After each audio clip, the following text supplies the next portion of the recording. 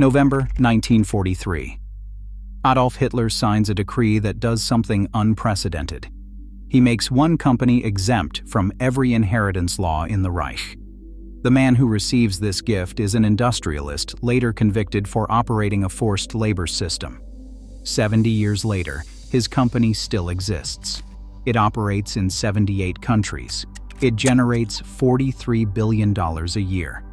And the document that created this exemption became Exhibit A at Nuremberg. But here is the paradox no one explains. That 1943 decree was not the source of Krupp's power. It was the consequence of something far older. 71 years earlier, in 1872, a different document had already created a private state inside Germany. A document so sophisticated it would outlive emperors, republics, dictators, and occupying armies. The general regulations for the Krupp firm. In this dossier, we analyze the three levers of Krupp's control: the metallurgy that broke the British monopoly, the general regulations that built a private feudal state, and the political maneuvering that allowed one family to outlive 5 German governments. This is the story of how one family built a governance system so embedded in Germany's infrastructure that 5 consecutive governments chose to preserve it rather than destroy it. Not because they admired the family, because dismantling Krupp meant dismantling Germany itself. The Krupp dynasty begins with 15 years of continuous failure. In 1811, Friedrich Krupp opened a steel foundry in Essen to produce cast steel. He believed demand would come from Napoleon's continental blockade cutting off British imports. British steel dominated European markets. Sheffield controlled the industry. If Friedrich could produce comparable quality domestically, German manufacturers would have no choice but to buy from him. He was right about the opportunity. He was wrong about everything else. For 15 years, Friedrich burned through his family's savings. He experimented with formulas that promised results and delivered nothing. He built furnaces that failed. He rebuilt them with modifications, and they failed again. He produced steel that cracked under pressure, steel that bent when it should have held, steel no one wanted to buy at any price. The technical challenge of cast steel production defeated him year after year. His competitors in Britain had perfected techniques over generations. Friedrich was trying to replicate decades of industrial knowledge through trial and error alone. By the time he died in 1826, he had accumulated $10,000 in debt and exactly 0 profitable contracts. What he left behind was a widow, 4 children, and a business losing money every month. This is where every competitor documentary skips forward to Alfred Krupp, the genius son who turned everything around. They call him the founder. But there is a 14-year gap in that narrative. Alfred was 14 years old when his father died.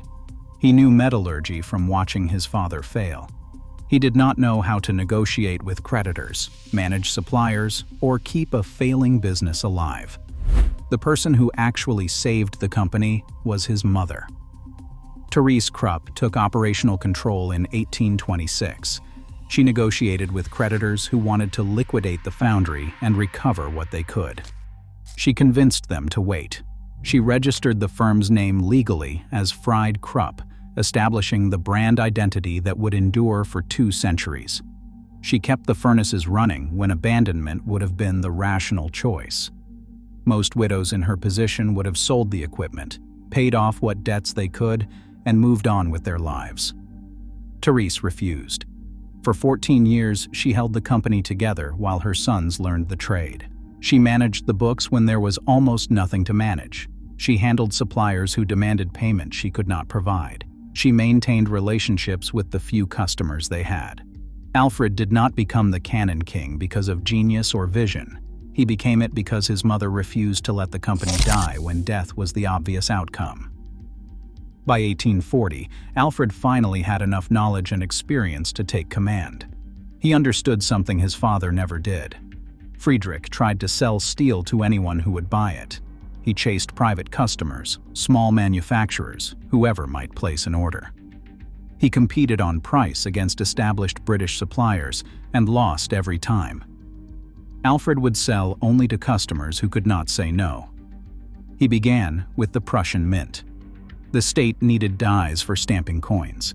The dies had to be precise, they had to be durable, they had to be domestic. Alfred supplied them.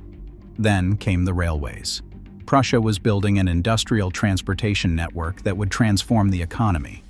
Alfred supplied the axles, the springs, the seamless wheel tires that would not crack under the stress of thousands of miles of use. Then came artillery. The Prussian military needed reliable gun barrels that would not explode in the faces of their soldiers. Alfred supplied those too. The genius was not in making better steel. Other foundries could match Krupp quality eventually. The genius lay in producing steel that governments needed for their most critical functions. When you supply a nation's currency, its transportation network, and its military defense, you stop being a vendor competing for business. You become infrastructure. And infrastructure does not get replaced on a whim, it gets protected. By 1872, Alfred Krupp employed over 16,000 workers in Essen. He had built housing for them. Not cramped tenements like other industrial cities, but solid worker apartments with running water and sanitation. Schools for their children with trained teachers. Hospitals staffed by company doctors who provided care at no cost. Pension systems that guaranteed income after retirement when most workers faced poverty in old age. A company store where workers could buy goods on credit against their wages. He had created a city inside a city. A complete social system that depended on no outside institution. And then he wrote its constitution. The general regulations for the Krupp firm was not corporate policy. It was a governance document with the force of law within Krupp territory. Dozens of detailed provisions defined how every aspect of a worker's life would be administered, where they would live, how they would be paid, what benefits they would receive, what behavior was expected inside and outside the factory, and what would happen if they disobeyed. Article 72 made the system explicit. Any worker found agitating or displaying disloyalty would be dismissed, not just fired from their job, dismissed from company housing, which meant eviction within days. Their family would be on the street. Dismissed from the pension they had accumulated over years of labor, which meant losing their entire retirement. Dismissed from the health care covering their family, which meant their children lost medical coverage immediately. In 1872, organized labor was gaining strength across Germany. Workers were forming unions. They were demanding collective bargaining rights. They were talking about socialism. Alfred Krupp's response was simple. If you organize, you lose everything you have built. But here is what made it work. The benefits were real. Krupp workers earned more than other industrial workers anywhere in Germany. Their housing was better than what they could afford on the open market with their wages. Their pensions were guaranteed when most German workers had nothing waiting for them in old age except poverty or dependence on their children. Their children received education that would have been impossible otherwise. The system created what economists would later call golden handcuffs. You could leave Krupp. The gates were open. No one was physically imprisoned. But leaving meant starting over with nothing. No pension, no housing, no health care, no education for your children. Most workers did the math and stayed. The handcuffs were made of gold, but they were still handcuffs. This was not philanthropy. This was governance. The general regulations created a workforce whose loyalty to the firm exceeded their loyalty to any political movement, any union organizer, any socialist agitator promising a better future. When Bismarck launched his anti-socialist laws in 1878, Krupp workers had already been insulated for 6 years. They did not need outside organizers promising better conditions. They already had conditions better than anyone else. They had Krupp. If you want the next blueprint in this series, subscribe. This governance pattern appears again in Mellon, the silent architect of American industrial finance. The general regulations established something unprecedented in industrial history. It created a company with its own legal system governing worker behavior, its own welfare state providing benefits no government offered, and its own surveillance apparatus monitoring loyalty. Krupp employed inspectors who watched worker behavior on and off the factory floor. They reported on political activities, and they identified troublemakers before trouble started. When Wilhelm II became Kaiser in 1888, he visited Essen. He recognized immediately what Alfred had built. It was not a company, but a parallel institution, a state within the state that answered to no one but the Krupp family. The alliance between Krupp and the Kaiser was structural and unbreakable. Krupp needed government contracts to maintain the scale that made his welfare system possible. The government needed Krupp steel to build an empire. Navy ships required armor plating only Krupp could produce in sufficient quantity.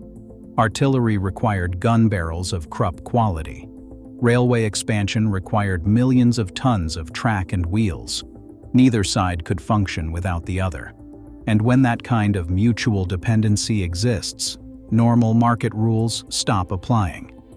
Krupp did not compete for contracts. Krupp received contracts because there was no alternative supplier who could deliver what the state required. While Krupp was building its private state in Essen, another steel dynasty was rising in the Ruhr Valley. August Thyssen started his first mill in 1867. By 1900, he controlled more steel production than Krupp. But he built it differently. Thyssen was a Republican. He believed in parliamentary democracy and distrusted hereditary power. He distrusted the Kaiser and the old aristocratic order that Krupp had allied with. He built his company without the quasi-feudal governance structure Krupp used. No company towns binding workers to the firm. No loyalty oaths. No surveillance network. Just wages for labor. His son Fritz inherited both the business and the politics. Fritz Thyssen made a catastrophic miscalculation. In 1923, during the hyperinflation crisis that destroyed the German middle class and wiped out savings overnight, he helped fund a small political movement he believed would restore order, the Nazi Party.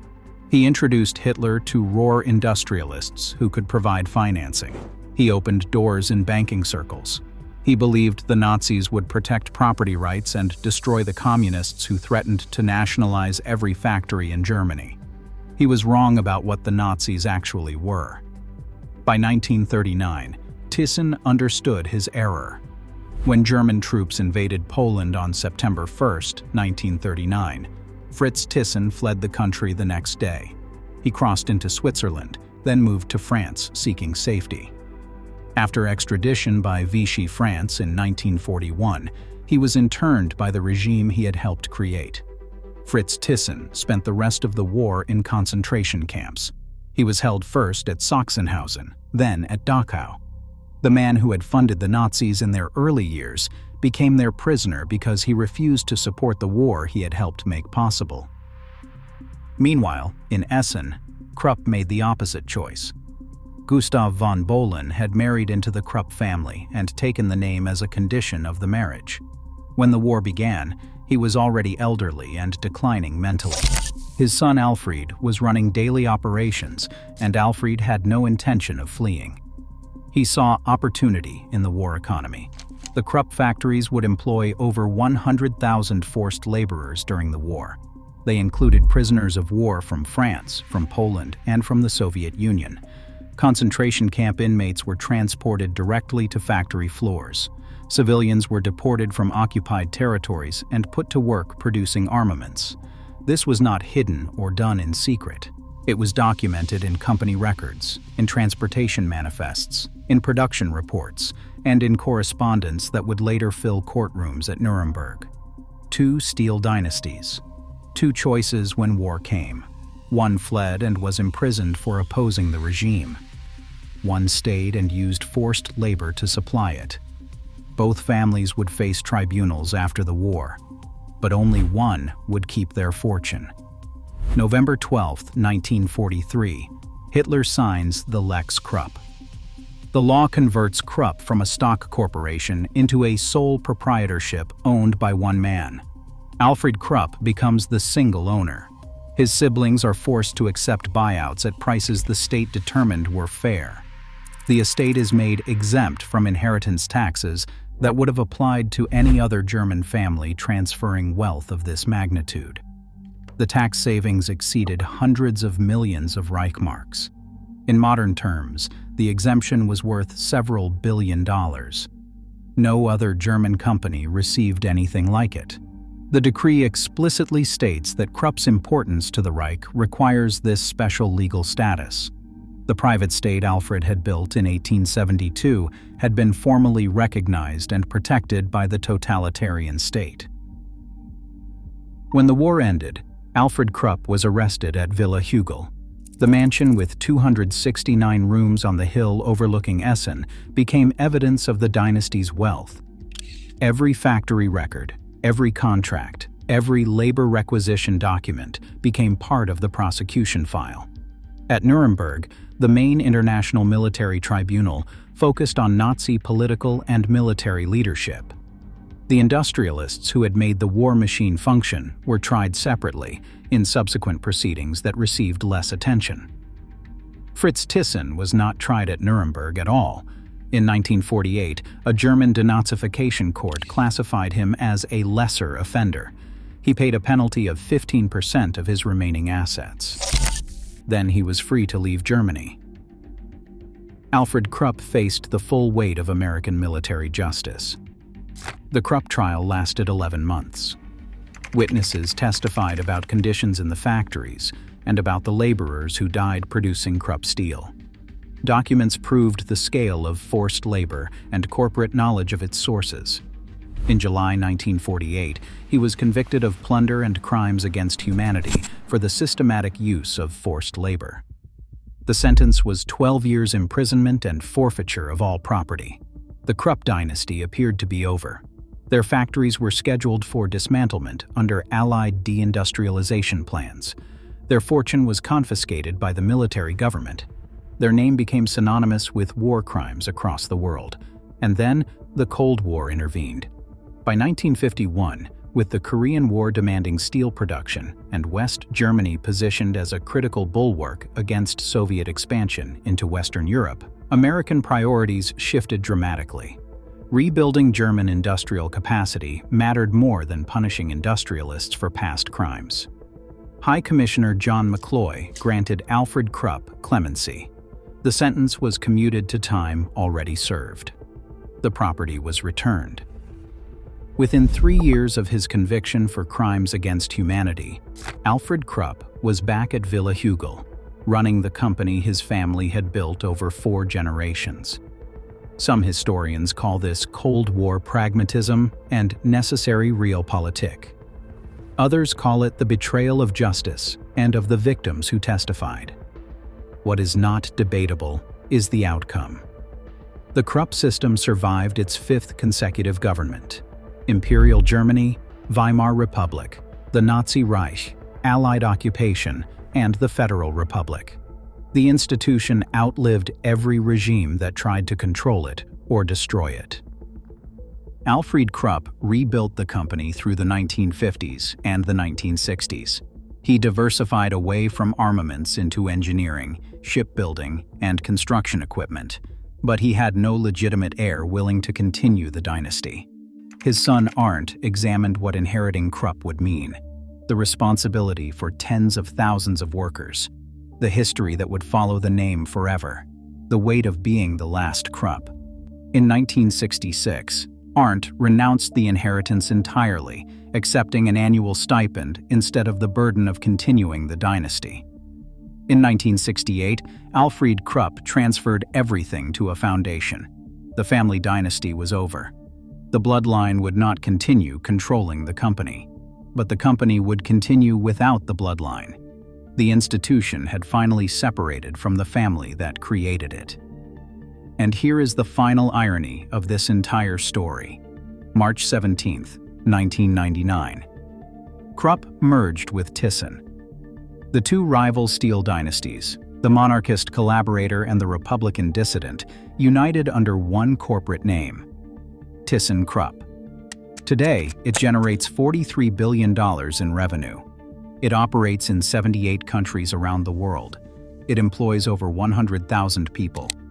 The elevators in buildings on 6 continents carry that merged name. Fritz Thyssen spent the war in concentration camps for opposing Hitler.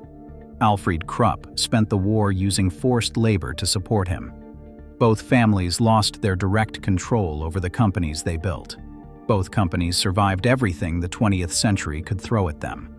And now they share a name on the same letterhead, their histories merged as completely as their balance sheets. The Krupp story is not about steel. It is about the construction of institutional indispensability. The general regulations created a workforce bound to the company by benefits they could not afford to lose. The government contracts made the company essential to state function across every administration, regardless of ideology. The Lex Krupp proved that even a totalitarian regime saw strategic value in protecting the institution above ordinary law. And when justice demanded dismantlement, strategic necessity demanded restoration. The system Alfred Krupp built in 1872 was so deeply embedded in German infrastructure that removing it would have caused more economic and strategic damage than preserving it. 5 governments made that calculation across 80 years. 5 governments with completely different ideologies reached the same conclusion. Krupp was too important to fail. Genius governance, or regulatory capture. That depends entirely on which side of the factory gate you stood. But the mechanism is undeniable. Build something a government cannot live without. Bind your workforce so they cannot leave without losing everything they have accumulated. Survive regime change by being more essential than the regime itself. The Krupps are gone. The institutions they built are not. Subscribe for Mellon, the silent architect who built America's treasury system while avoiding every spotlight. That pattern is next.